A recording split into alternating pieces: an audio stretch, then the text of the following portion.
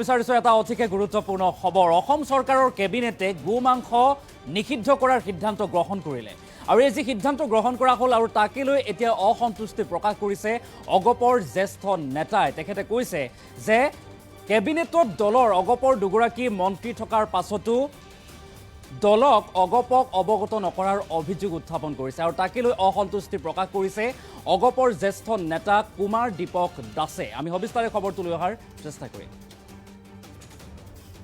গোমাংস বিৰোধী সিদ্ধান্তক লৈ জ্যেষ্ঠ অগপ নেতাৰ অসন্তুষ্টি প্ৰকাশ জ্যেষ্ঠ অগপ নেতাই অসন্তুষ্টি প্ৰকাশ কৰিছে অগপৰ সৈতে আলোচনা নোহোৱাকৈ এই সিদ্ধান্ত লৈছে বিজেপি চৰকাৰে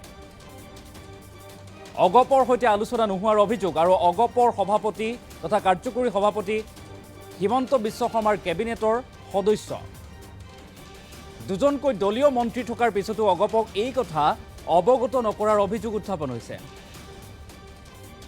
আৰু দলৰ মজিয়াত আলোচনা হোৱা নাই গোমাংস নিষিদ্ধৰ প্ৰসংগ দলৰ মাজত আলোচনা হোৱা নাই বা অৱগত কৰোৱা নাই অগপক গোমাংস নিষিদ্ধকৰণ অৱগত দলৰ সিদ্ধান্ত নহয় বুলি উল্লেখ কৰিছে এতিয়া অগপৰ জ্যেষ্ঠ নেতাই আৰু গোমাংস নিষিদ্ধক লৈ মুখ খুলিলে অগপৰ উপসভাপতি তথা প্ৰাক্তন সাংসদ কুমাৰ দীপক দাসে ব্যক্তিগতভাৱে এই সিদ্ধান্তক সমৰ্থন নকৰে কুমাৰ দীপক দাসে তেখেতে কৈছে মই ব্যক্তিগতভাৱে এই সিদ্ধান্ত সমৰ্থন নকৰোঁ কোনো লোকৰ ধৰ্মীয় আৱেগ অনুভূতিত আঘাত সানিব নালাগে এটা ডাঙৰ খবৰ এই মুহূৰ্তত জনাইছোঁ গোমাংস বিৰোধী সিদ্ধান্তক লৈ জ্যেষ্ঠ অগপ নেতাৰ অসন্তুষ্টিৰ প্ৰকাশ জ্যেষ্ঠ অগপ নেতাই অসন্তুষ্টি প্ৰকাশ কৰিছে অগপৰ সৈতে আলোচনা নোহোৱাকৈয়ে এই সিদ্ধান্ত লৈছে বিজেপিয়ে বুলি অভিযোগ উত্থাপন কৰিছে তেখেতে কৈছে অগপৰ সৈতে অসম গণ পৰিষদৰ সৈতে আলোচনাই কৰা নাই অগপৰ সভাপতি কাৰ্যকৰী সভাপতি হিমন্ত বিশ্ব শৰ্মাৰ কেবিনেটৰ সদস্য বা মন্ত্ৰী আৰু তেখেতসকল থকাৰ পাছতো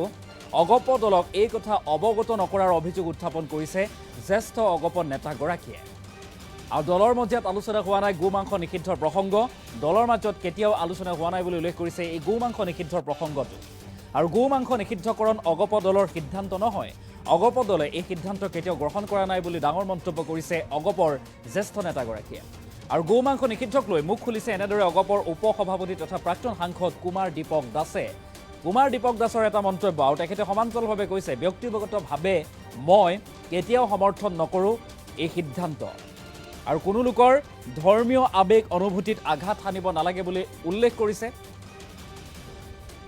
আৰু দুগৰাকীকৈ অগপৰ মন্ত্ৰী আছে অগপ দলৰ পৰা হিমন্ত বিশ্ব শৰ্মাৰ কেবিনেটত মন্ত্ৰী আছে বা কেবিনেটৰ সদস্য আছে অতুল বৰা কেশৱ মহন্ত আৰু এই দুগৰাকী থকাৰ পাছতো অগপৰ সৈতে গোমাংস নিষিদ্ধ কৰাৰ সিদ্ধান্ত অগপ দলৰ সৈতে বিজেপিয়ে আলোচনা নকৰাৰ গুৰুতৰ অভিযোগ উত্থাপন কৰিছে বিজেপি দলে অগপক অৱগত কৰা নাই এই কথা আৰু অগপই কেতিয়াও গোমাংস নিষিদ্ধ কৰাৰ সিদ্ধান্ত গ্ৰহণ নকৰে বা কৰা নাই বুলি উল্লেখ কৰিছে আৰু সমান্তৰালভাৱে জ্যেষ্ঠ অগপ নেতাগৰাকীয়ে কৈছে যে মই ব্যক্তিগতভাৱে গোমাংস নিষিদ্ধ কৰাৰ সিদ্ধান্ত বিৰোধিতা কৰোঁ মন্তব্য আছে জ্যেষ্ঠ বিজেপি ক্ষমা কৰিব জ্যেষ্ঠ অগপ নেতাগৰাকীয়ে কি কৈছিল কুমাৰ দীপক দাসৰ মন্তব্য আছে আমি মন্তব্য আগবঢ়াইছোঁ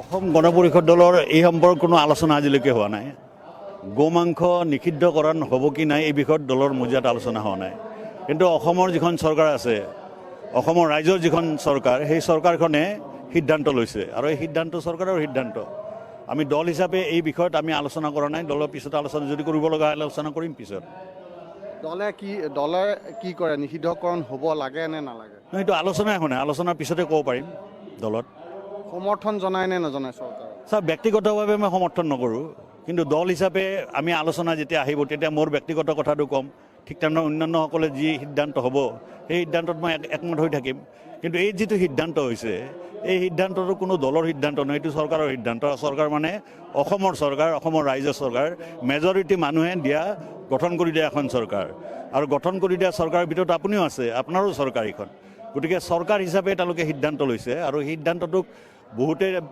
প্ৰতিক্ৰিয়া প্ৰকাশ কৰিছে কিন্তু বহুতেতো কৰা নাই গতিকে কিমান মানুহে কৰিছে কিমান কৰা নাই এই কথাটো চৰকাৰে নিশ্চয় নিজৰ যি মিডিয়া আছে সেই মিডিয়াৰ জৰিয়তে তেওঁলোকে নিশ্চয় ইয়াক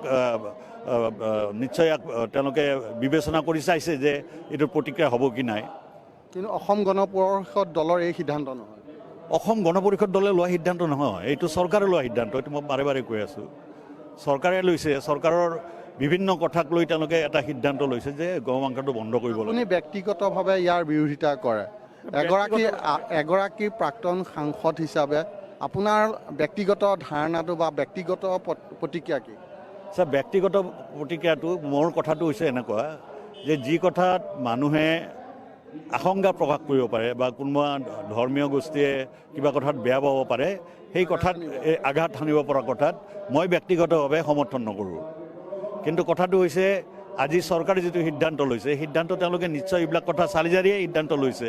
আৰু চৰকাৰখন ৰাইজৰ চৰকাৰ, মেজৰিটি মানুহে গঠন কৰি দিয়া চৰকাৰ। গতিকে এই সিদ্ধান্ত আপোনাৰ মোৰ সকলোৰে।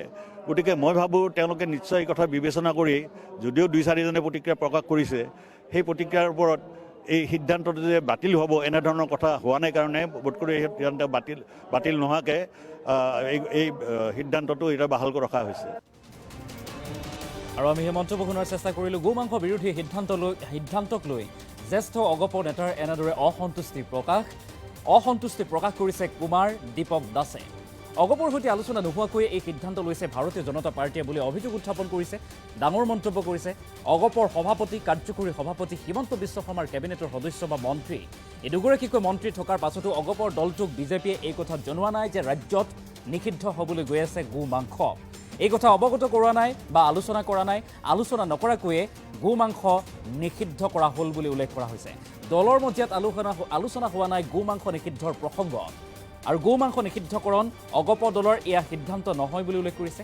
অগপ দলে গো মাংস নিষিদ্ধ কৰাৰ সিদ্ধান্ত গ্ৰহণ কৰা নাই।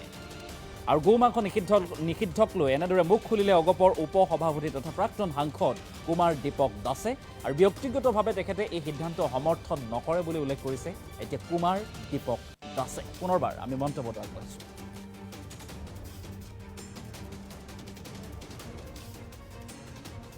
অসম গণ পৰিষদ দলৰ এই সম্পৰ্কে কোনো আলোচনা আজিলৈকে হোৱা নাই। গো মাংস নিষিদ্ধকৰণ হ'ব কি নাই এই বিষয়ত দলৰ মজিয়াত আলোচনা হোৱা নাই। কিন্তু অসমৰ যিখন চৰকাৰ আছে, অসমৰ ৰাইজৰ যিখন চৰকাৰ, সেই চৰকাৰখনে সিদ্ধান্ত লৈছে। আৰু এই সিদ্ধান্ত চৰকাৰৰ সিদ্ধান্ত। আমি দল হিচাপে এই বিষয়ত আমি আলোচনা কৰা নাই। দলৰ পিছত আলোচনা যদি কৰিব লগা হয় আলোচনা কৰিম পিছত। দলে কি কৰে, নিষিদ্ধকৰণ হ'ব লাগে নে নালাগে? এইটো আলোচনাই হোৱা নাই, আলোচনাৰ পিছতে ক'ব পাৰিম। দলত সমৰ্থন জনায় নে নজনায় চৰকাৰে? ছাৰ, ব্যক্তিগতভাৱে মই সমৰ্থন নকৰোঁ। কিন্তু দল হিচাপে আমি আলোচনা যেতিয়া আহিব তেতিয়া মোৰ ব্যক্তিগত কথাটো ক'ম। ঠিক তেনেদৰে অন্যান্যসকলে যি সিদ্ধান্ত হ'ব সেই সিদ্ধান্তত মই একমত হৈ থাকিম। কিন্তু এই যিটো সিদ্ধান্ত হৈছে, এই সিদ্ধান্তটো কোনো দলৰ সিদ্ধান্ত নহয়, এইটো চৰকাৰৰ সিদ্ধান্ত। চৰকাৰ মানে অসমৰ চৰকাৰ, অসমৰ ৰাইজৰ চৰকাৰ, মেজৰিটি মানুহে গঠন কৰি দিয়া এখন চৰকাৰ। আৰু গঠন কৰি দিয়া চৰকাৰৰ ভিতৰত আপুনিও আছে, আপোনাৰো চৰকাৰ এইখন। গতিকে চৰকাৰ হিচাপে তেওঁলোকে সিদ্ধান্ত লৈছে। আৰু সিদ্ধান্তটোক বহুতে প্ৰতিক্ৰিয়া প্ৰকাশ কৰিছে, কিন্তু বহুতেতো কৰা নাই। গতিকে কিমান মানুহে কৰিছে, কিমান কৰা নাই, এই কথাটো চৰকাৰে নিশ্চয় নিজৰ যি মিডিয়া আছে সেই মিডিয়াৰ জৰিয়তে তেওঁলোকে নিশ্চয় ইয়াক তেওঁলোকে বিবেচনা কৰি চাইছে যে এইটোৰ প্ৰতিক্ৰিয়া হ'ব কি নাই। কিন্তু অসম গণ পৰিষদ দলৰ এই সিদ্ধান্ত নহয়। অসম গণ পৰিষদ দলে লোৱা সিদ্ধান্ত নহয়, এইটো চৰকাৰে লোৱা সিদ্ধান্ত। এইটো মই বাৰে বাৰে কৈ আছোঁ। চৰকাৰে লৈছে, চৰকাৰৰ বিভিন্ন কথাক লৈ তেওঁলোকে এটা সিদ্ধান্ত লৈছে যে গৌ মাংসটো বন্ধ কৰিব লাগে। আপুনি ব্যক্তিগতভাৱে ইয়াৰ বিৰোধিতা কৰে। এগৰাকী প্ৰাক্তন সাংসদ হিচাপে আপোনাৰ ব্যক্তিগত ধাৰণাটো বা ব্যক্তিগত প্ৰতিক্ৰিয়া কি? ছাৰ, ব্যক্তিগত প্ৰতিক্ৰিয়াটো মোৰ কথাটো হৈছে এনেকুৱা যে যি কথাত মানুহে আশংকা প্ৰকাশ কৰিব পাৰে বা কোনোবা ধৰ্মীয় গোষ্ঠীয়ে কিবা কথাত বেয়া পাব পাৰে, সেই কথাত আঘাত সানিব পৰা কথাত মই ব্যক্তিগতভাৱে সমৰ্থন নকৰোঁ। কিন্তু কথাটো হৈছে আজি চৰকাৰে যিটো সিদ্ধান্ত লৈছে, এই সিদ্ধান্ত তেওঁলোকে নিশ্চয় এইবিলাক কথা চালি জাৰিয়ে সিদ্ধান্ত লৈছে। আৰু চৰকাৰখন ৰাইজৰ চৰকাৰ, মেজৰিটি মানুহে গঠন কৰি দিয়া চৰকাৰ। গতিকে এই সিদ্ধান্ত আপোনাৰ মোৰ সকলোৰে। গতিকে মই ভাবোঁ তেওঁলোকে নিশ্চয় এই কথা বিবেচনা কৰি, যদিও 2-4জনে প্ৰতিক্ৰিয়া প্ৰকাশ কৰিছে, সেই প্ৰতিক্ৰিয়াৰ ওপৰত এই সিদ্ধান্তটো যে বাতিল হ'ব এনেধৰণৰ কথা হোৱা নাই কাৰণে বোধকৰি এই সিদ্ধান্ত বাতিল নোহোৱাকৈ এই সিদ্ধান্ত